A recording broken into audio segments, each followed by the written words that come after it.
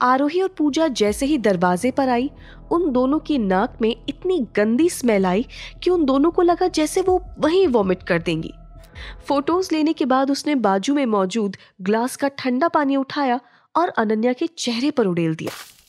इसी के साथ अनन्या चीखते हुए बैठ गई और आरोही को देखकर उसने गुस्से में कहा, तुम यहाँ क्या कर रही हो?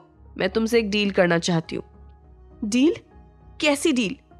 तुम पर पानी डालने से पहले मैंने तुम्हारी बहुत सारी फोटोज ले लिए और मैं जानती हूँ कि ये फोटोज देखने के बाद महेश्वर तुम्हारे साथ क्या करेगा। तुम भूली नहीं होगी 2 साल पहले महेश्वर ने तुम्हें कैसे कमरे में बंद करके रखा था।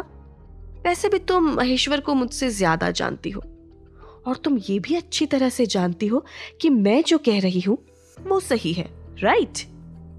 अब अनन्या को पैनिक होने लगा।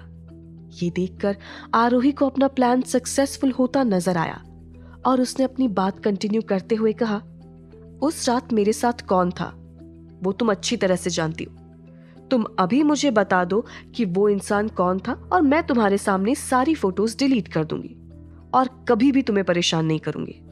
वो एक्चुअली नहीं, मैं नहीं बता सकती। तुम ऐसे नहीं मानोगी।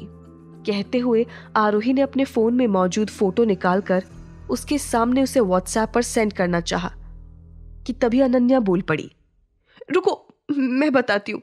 वो प्रियांश ने मुझसे कहा था। क्या प्रियांश ने ही तुम्हारे साथ मिलकर मुझे उस रूम में पहुंचाया था? वरना उसे ये सब कैसे पता होता और उसने तुम्हें मुझसे ये सब छुपाने की धमकी क्यों दी? नहीं, उस रात वहां तुम्हें भेजने का आइडिया मेरा ही था। प्रियांश मुझे तब मिला जब मेरी माँ जेल जा चुकी थी। उसने मुझे वार्निंग दी कि अगर मैंने तुम्हें उस इंसान का नाम बताया जो तुम्हारे साथ था तो वो मेरी माँ को मार डालेगा। पर मेरी मॉम और अपनी जान बचाने के लिए मैं तुम्हें नहीं बता सकती कि वो कौन है।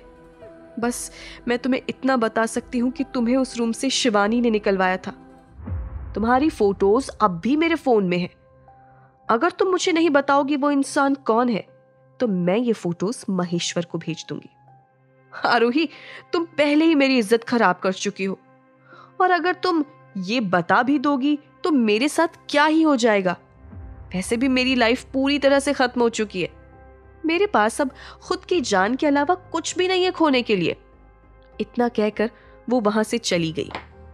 उसे जाते देख आरोही ने मन ही मन कहा, प्रियांश मुझसे इसलिए छुपाना चाहता है क्योंकि वो मुझे पाना चाहता है।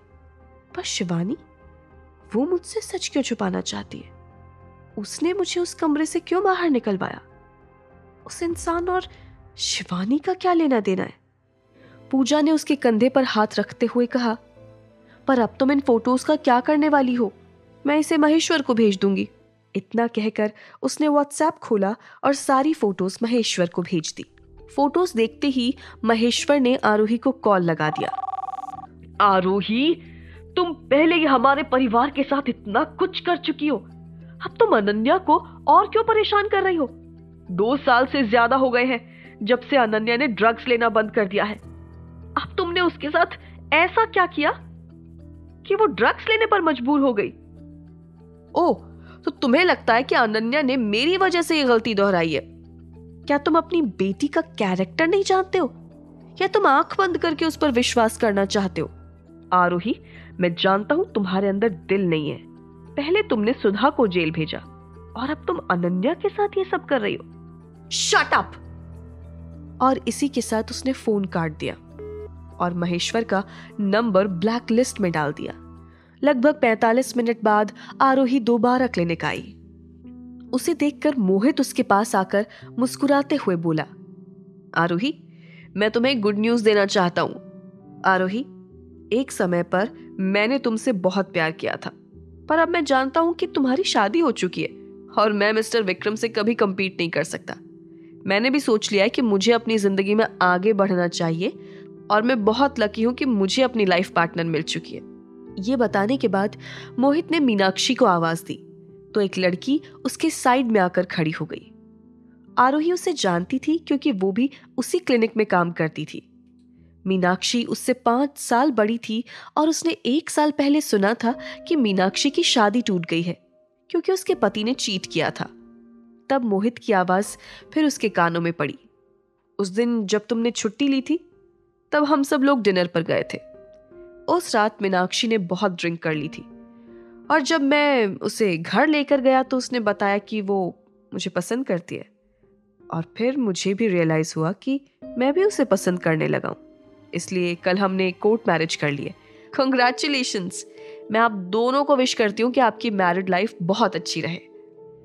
आरोही की ड्यूटी खत्म होने के बाद उसने अपना सामान पैक किया और बाहर गई। चरण आ चुका था और उसका इंतजार कर रहा था। आरोही को देखकर चरण ने कार का दरवाजा खोलते हुए कहा, मैडम घर ही चलना है ना? नहीं, ड्रिफ्टवुड विला चलो। विला पहुंचते ही चरण ने उससे कहा, मैडम आज मैंने सरकार को बहुत बार कॉल किया पर सरकार ने फोन नहीं उठाया। पता नहीं क्यों, मुझे बहुत अजीब लग रहा है। एक बार अगर मैं सरकार को देख लूंगा तो मुझे तसल्ली हो जाएगी। दोनों घर की तरफ बढ़ गए और आरोही ने हॉल में आते ही जोर से विक्रम के नाम की आवाज लगाई, पर किसी ने कोई जवाब नहीं दिया। ये देखकर आरोही हैरान हो गई। विक्रम क्यों चरण का फोन नहीं उठा रहा था? कहीं वो किसी खतरे में तो नहीं था? जानने के लिए सुनिए इस कहानी का अगला एपिसोड सिर्फ पॉकेट FM ऐप पर।